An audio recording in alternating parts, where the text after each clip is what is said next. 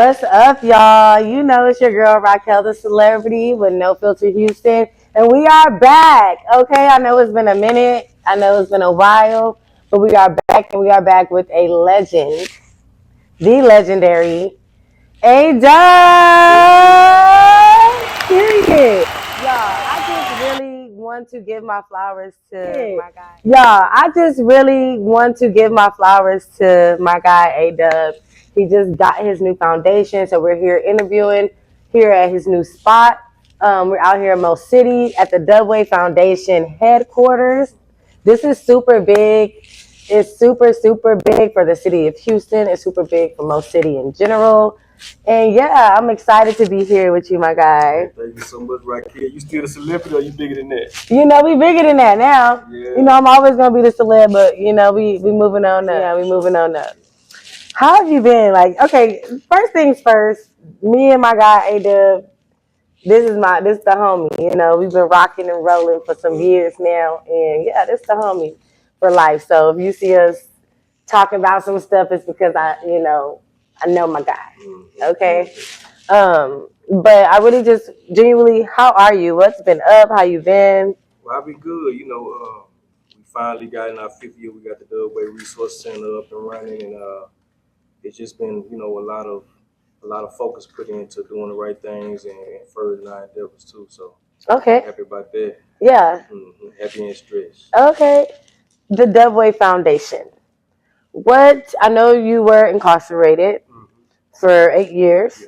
Can you tell us a little bit about what that was like and what caused you to start the Dubway Foundation? I can't tell you nothing about prison that you don't already know. Isn't that like I say that has been said already? So Yeah. I won't dwell on that part of it, but I did serve 8 years in prison. I got out in February 2021. That's when I founded the Dubway Foundation. That same year, just to, I wanted to create a balance in my life and in my history to my legacy. We all have a time we've been in a dark place and doing the wrong thing. So this is my opportunity to turn the tides and make a big impact on people as well. Okay. Okay. And the Dubway Foundation, what does that mean to you? Like, as far as like, what services do you offer? What does the foundation offer to the community? I know you guys do a lot of giveaways and you work with a lot of kids and things like that. So can you tell us a little bit about what you offer? As of today, we've served over 6,000 families. We put on over 60 events over the last 5 years. And we basically distribute resources, help people that we can. We feed the homeless and provide safe community events for people and kids to come enjoy too. Okay. Interesting. Just FYI, guys, he is, if you guys do have any kid-friendly events or anything of the sort, this building is also for rent as well, this space. So, just throwing that out there. Book with us. Yeah, book my guy, Also, I want to get a little bit more into who A-Dub is, where A-Dub began. I know you do music as well. If you were to describe yourself in 3 words, what would you describe A-Dub as? Genuine, loyal, and resilient. Okay. Genuine, loyal, and resilient. The resilient sticking out to me a bit. What makes you resilient?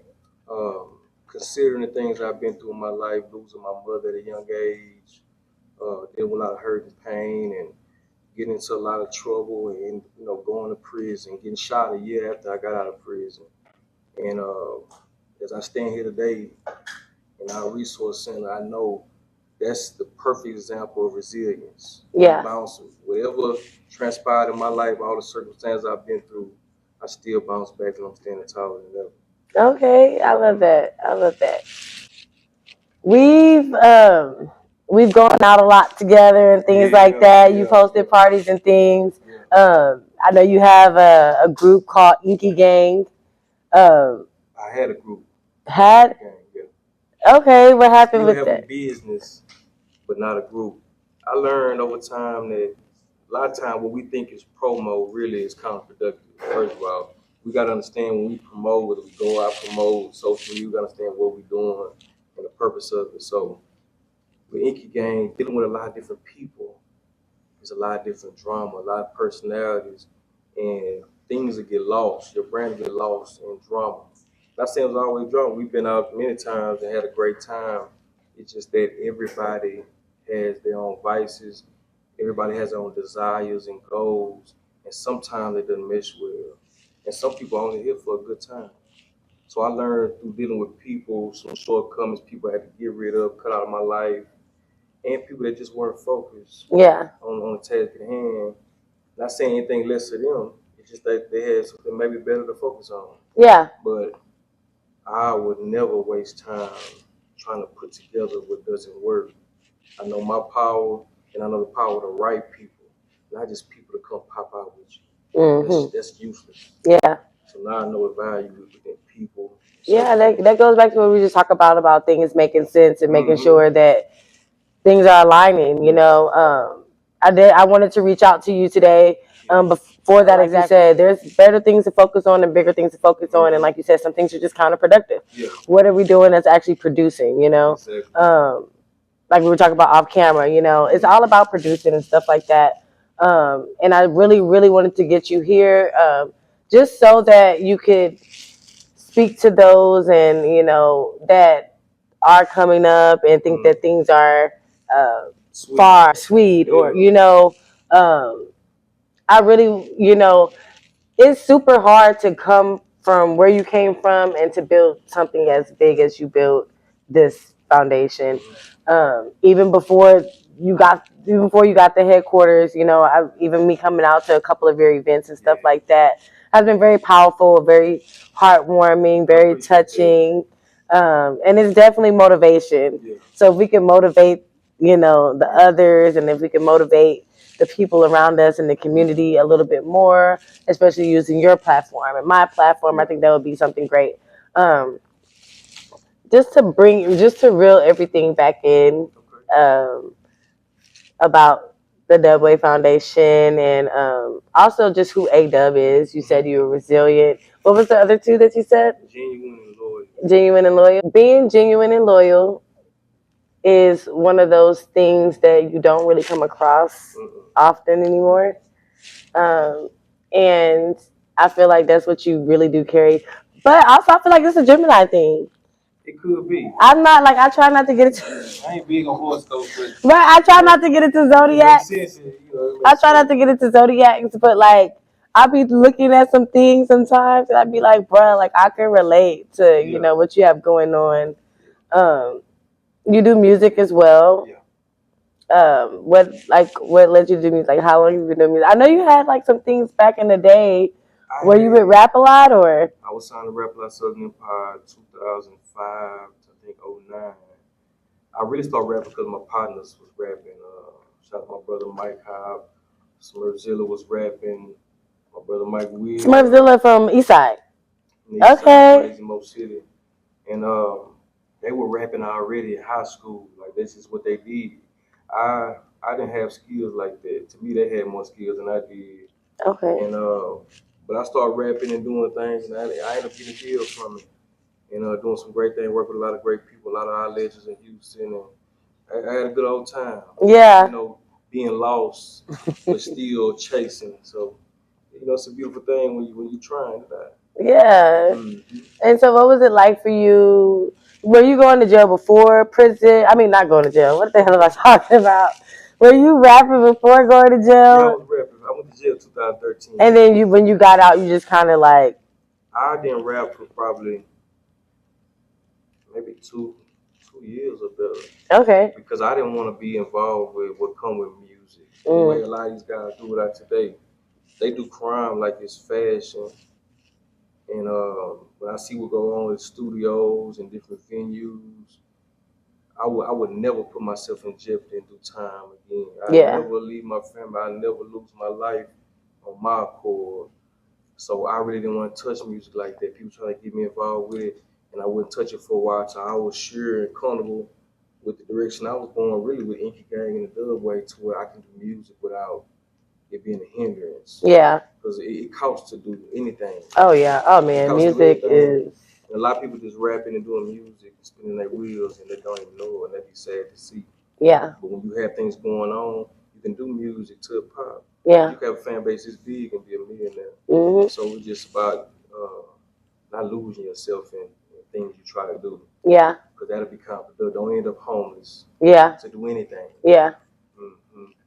Yeah, I was rapping before then, and I finally got back into it, and I'm just taking my time with it, giving what I feel I want to give to the public, and hopefully somebody can, it'll resonate with somebody. It definitely just, you just bust a few freestyles for me, and I was like, yeah, like I was feeling that in my spirit, in my soul. We might have to try to get you to bust a freestyle at the end of this interview. Oh, we made. Hopefully. Mm-hmm. So tell me a little bit more about family life and stuff like that. I know you just recently had a daughter about what, 2-3 years ago? 3 years ago. Yeah. My family life is simple. I'm married. Uh, I'm with the best person I could ever ask for. I love my children. I'm thankful to be in their lives and have a business that doesn't take me away from them often. Yeah. And so that's just my family life. I'm simple. I don't do a lot of Instagram stuff. I probably post something more than she posts me. We about living life and not giving so much personal to the public, but just enough so you know what's going on. But family life is good. It's a blessing to have somebody to count on you, something to protect. Yeah. We love a good family man. Y'all heard him, ladies. He's married, okay? I'm kidding. I really want to talk about, like I said, you as a person. I want to get into what made A-Dub A-Dub. To me, you're a legend. You are somebody who's definitely respectable in this game. You know a lot of people. You're very not in the mix. I would say not even in the mix anymore. But you're very respectable, very known, and things like that. What did it take for you to get there? What steps did you take to build such a rapport, such a aura? I think it's me being different than everybody. When I was growing up, my mom was so popular. And I mean, I like my mama, so I can understand, but I didn't quite understand why she was so popular, why everybody wanted to be around all the time. Even with her suffering, going through cancer, everybody wanted her energy and just wanted to be around her. And I realized I'm the same. My mama's from Louisiana, a small town called Harrisonburg. My dad's from Mississippi. So my background is more country than anything. So I didn't grow up with the affinity for materialistic things like my partner did. I still liked it, but it wasn't a big thing in my household. Not that we didn't have a lot and we provided for it, just people from the country and I focus on shit like Jordans and stuff like that. Yeah. I had one pair of Jordans growing up my whole life. But I'm thankful I'm like that. Yeah. I feel like these brothers are too materialistic, they like women. Yeah. But I think it's me being simple and I'm genuine. I had partners that were real tough, real gangster, man, growing up. Even when we was younger, they was just in them. I wasn't like that. But the thing about me was I was loyal, and my loyalty is dangerous. That's what protected me, and my loyalty is strong to where people know. I talk to Dub, if you tell me something, I won't take something somewhere that'll cause you problems. Yeah. So if you could find something in me, even if we ain't cool tomorrow, I'll never take that. Yeah. And people trust me around the city because of that. I hold the city secret. Yeah. I never say anything. I treat everybody with kindness and respect, and I carry myself with respect. And that's why I have the respect I have in the city. Because I treat others with respect. And it's as simple as being simple and loyal. You don't have to compete. I ain't somebody you got to compete with because I ain't got no joy. Yeah. So you ain't never got to compete. I'm not scared, so I'm never going to leave you hanging when it get there. If I got something, I share. That's why I have a giving business now. So that's what made me different. I wasn't like the classic city boy. Yeah. You know what I'm saying? So yeah. I had principles and values. I think people love and respect me to this day because of it. Yeah. I can attest to that for sure. Everything you just said, I could definitely attest. Like, you're one of those folks that'll like give the shirt off your back to somebody you care about and stuff like that, which is hard to find these days. Honestly, like a lot of people are very shallow, like you said, very materialistic, and I think that social media has tainted the actual reality of things. Yeah, because there's nothing wrong with wanting materials. There's a lot of things I want. I want a boat. Yeah. But it's about the energy we put into it. Yeah. Like, does it matter over having a good friend or seeing your dreams manifest or seeing your kids healthy? Like, what is a thing? Yeah. What do you value that over? That'd be the difference. Not saying don't want it, don't wear design. I ain't one of the people that judge people. Do you? Yeah. But understand, make sure it got the right place in your life. Don't let it be up here.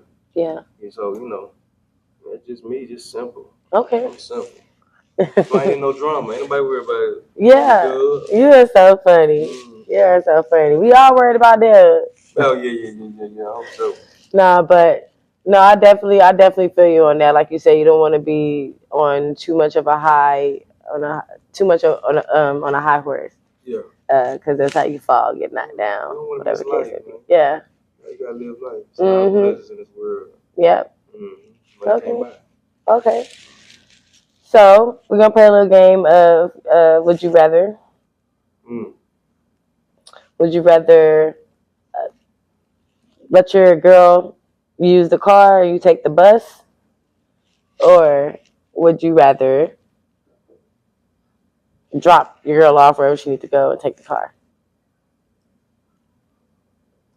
Drop her off, take her where she needs to go. Would you rather, or let her just take the car and I ride the bus? If I take her, I'm gonna take her, because if I take her, neither one of us ride the bus. I want to make sure she gets there safely and she'll be waiting outside when she get back. So neither one of us ride the bus. Okay. I'm gonna take her. Would you rather Tupac or Biggie?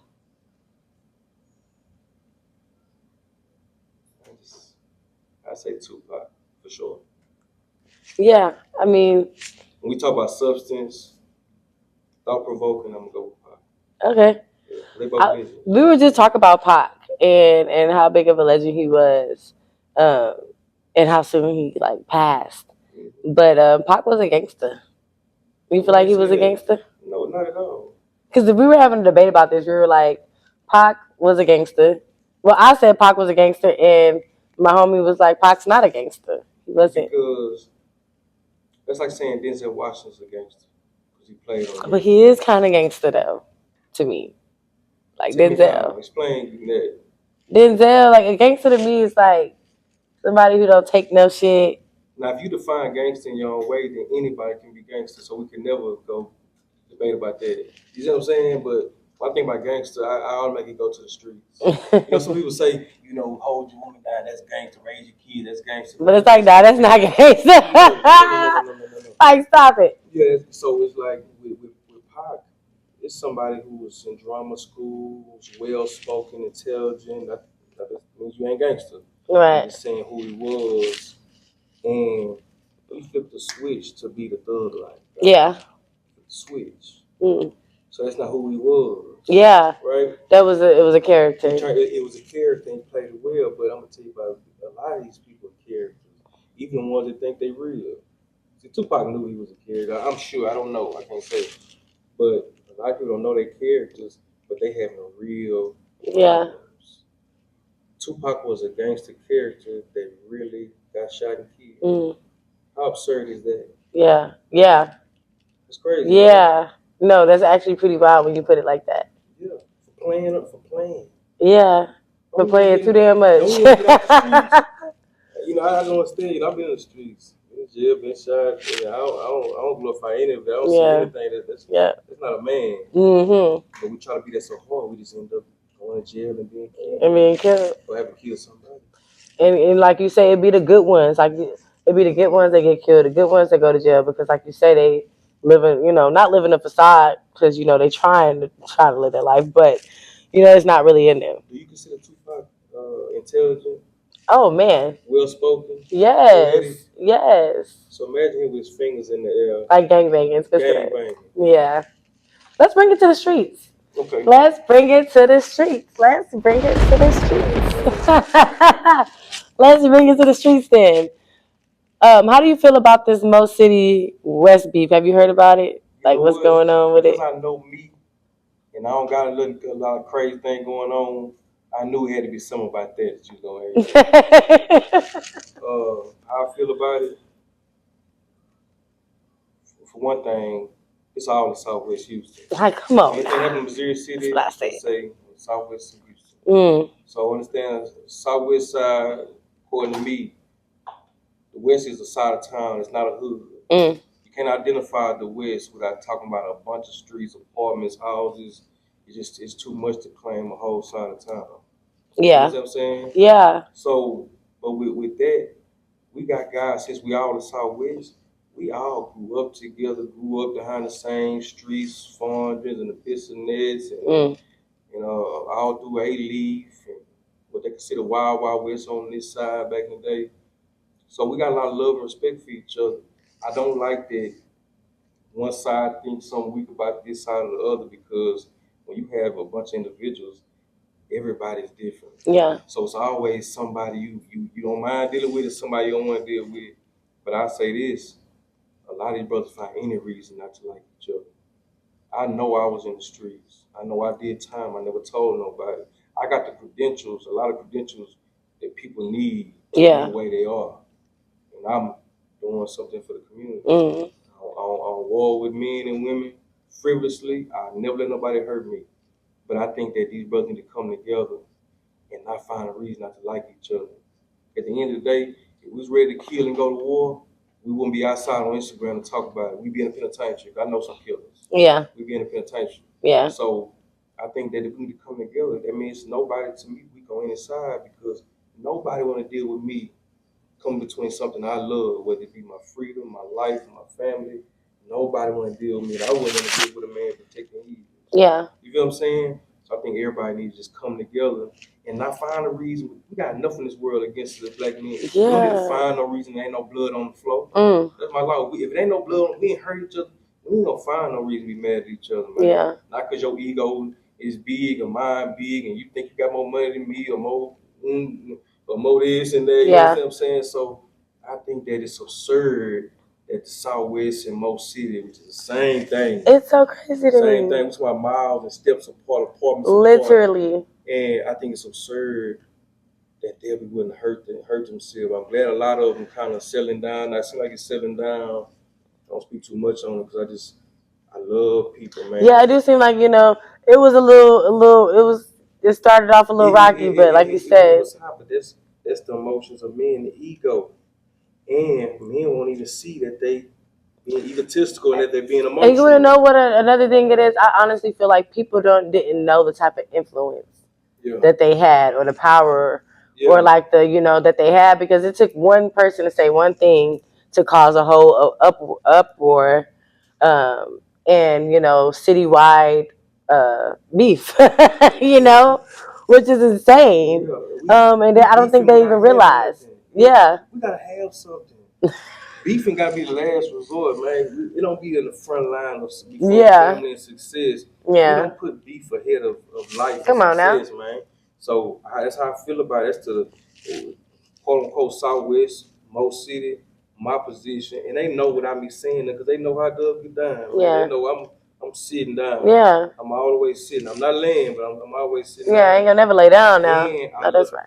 I love to see my brothers shine. When I see my brothers, I mean these black men, the ones like I relate with, the ones I don't. I love seeing them chase their dreams, and I don't want them to end up in a penitentiary like me. Okay. Or like guys I know who never coming home. Yeah. But my partner that did 32 years flat. Not talk about jail, but it's nothing. But I know what's ahead of you. Yeah. And we don't really want to die and kill like that. Mm-hmm. I don't care if we feel strong. We don't really want to do that. Yeah, because what's the point? What's the point? And that's coming from somebody who like you said, not to glorify jail or anything, but that's coming from somebody who made it out, survived it. And if you get that chance to do that, I always say, like, take it. God don't make no mistakes, and He also don't give a lot of second chances, third chances, and stuff like that. So when you get that second chance, like you say, you don't really want to go that route. You want to go that route? Yeah. You want to go that route? Yeah. I feel like some people don't realize. They don't realize the actual consequences until they get them. And they got fight in them. Everybody I've seen, like they don't care. Not that they don't care, but you got fight in you. Because we all different times have more or less fight in us. But we gotta know what we fight for. We gotta know that it's a time where a woman that step on your foot or your shoe, and you probably did something to her. Yeah. It's a time when we say, "Girl, it's okay, girl." Right. Y'all both. Yeah, you're right. Yeah. So you gotta know. You don't lose your fight, but you gotta know what you fight for. Right. Like if we talking about the things you'll see me want to fight or hurt somebody for, it's something that it's just ugly. It's gonna be ugly because what I fight for and die for, it's all the way. Yeah. You know what I'm saying? But not just to I don't like you or I think you weak or you this or you think you better than me. No, we're not going over there because you gotta fight everybody. They ain't doing that. You gotta fight I want to see you fight everybody you see. Every time you see them. Who want to do that? Who got the energy? Who got the, I mean. Yeah. Like you say. Yeah, some people do have that built up animosity though. You know, they be having that energy. I'm sorry to hear that. Yeah. I'll be sitting right here. Yeah, chilling, happy, right here smile. Let's, brighten up the vibe, brighten up the energy. Let's bring it back to Doughboy Foundation. What new events or anything that you have coming up? Do you have any? I know you throw a lot of events. So we have our monthly Doughboy Community Market for vendors. Okay. Our next one is going to be on May 30th. Okay. The 23rd and 24th, we'll be having the last week of the Move Different Mentorship Academy. They'll be graduating and starting a business, selling hot dogs, hometown hot dogs. So, and we're starting our program, the Doughboy Summer Lab. That'll start June 1st to July 31st. Where we provide photography, videography training, audio engineering, financial literacy, etiquette. Just everything involving enriching the youth. We're going to provide that. Okay. So that's super dope. Yeah. That's super dope. That's not a lot of people don't provide those type of services. Yeah. Especially like with nonprofits, it's usually like the normal cliche thing, school stuff or turkey. Toy. That's it. So for you to provide that, that's super dope. I'm just once again, I'm super proud of you. I'm super happy for you. Congratulations again on your foundation and your new headquarters. I can't wait to see it expand and like you say, just expand and more and more. More and more abundance to you. I'm proud of you too. Thank you. Houston. I've been seeing what you've been doing and I pay attention to people, people I'm cool with when I'm not around them, even when we don't talk. I pay attention to those who fall and disappear, not disappear from you, but disappear in life. Yeah. And see the ones I see always got something going. Yeah. Working, hustling, building. And you one of those people I gotta respect and I salute you for that. Your family for that. Thank you. You never sat down, you all got something going on. Thank you. And I really do appreciate you for sitting down with me and let me interview such a legend. I know you got a lot of things in your mind, a lot of things to do, and I know your time is precious. And I really appreciate this interview. I need you back. Yeah, I need you back really, really soon. I really want to have you back on very, very soon, for sure. Gotcha. No Filter Houston will be airing every week. We are starting a new show. We're not doing the normal podcast anymore, guys. We're doing the No Filter Houston show, talk show, interview show. So it won't be somebody here all the time. We won't have guests every week, but we will be dropping an episode every week. So I need you guys to stay tuned. And once again, shout out to my boy Ada. So much. Thank you so much. It was a pleasure. Yeah. And we out. We out this piece, y'all. No Filter Houston. Sure.